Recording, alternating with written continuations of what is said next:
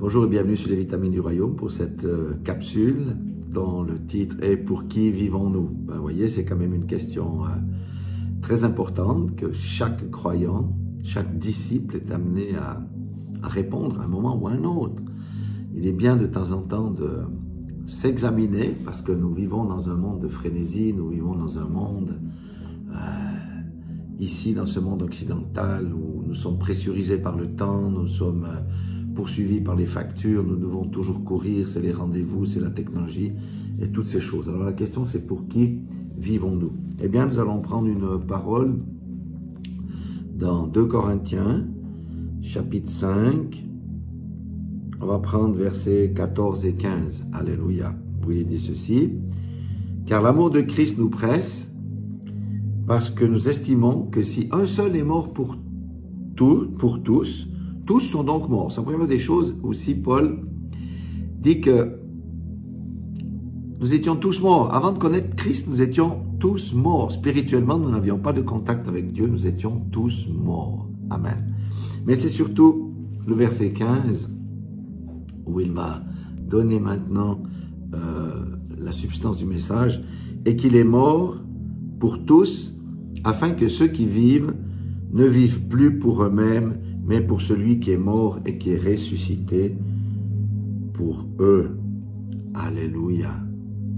Alléluia. Donc la Bible dit que nous ne vivons plus pour nous-mêmes, ça veut dire ceux qui ont reçu la nouvelle naissance, qui appartiennent à Christ, mais pour Christ. Alléluia.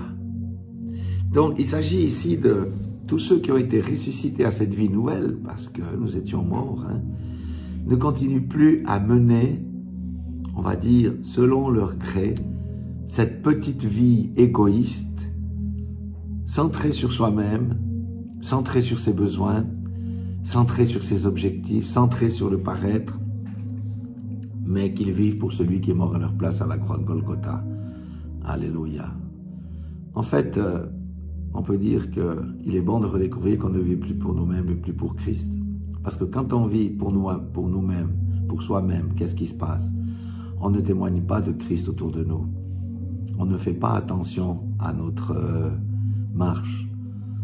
On ne recherche pas la volonté de Dieu. On vit selon ses propres exigences, selon ses propres standards.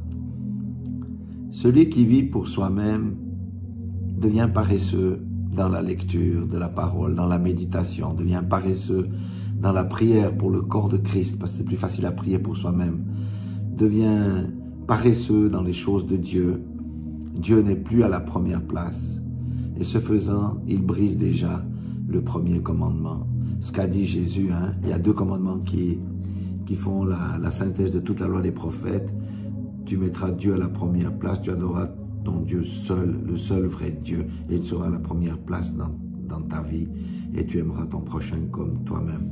Voilà, je vous laisse avec ces pensées, mais ces pensées que j'ai méditées cette nuit, elles sont premièrement venues chez moi, mais il est bon de partager ce que nous recevons du Seigneur. Voilà, alors, pour qui vivez-vous? Nourrissez-vous de cette pensée aujourd'hui, et que le Seigneur de gloire, le Dieu Tout-Puissant, notre Père à tous et son Fils Jésus-Christ, par lequel nous avons été sauvés. Pensez à ces choses-là. Pensez à ces choses-là. Véritablement, dans le nom puissant de Jésus-Christ de Nazareth. Amen.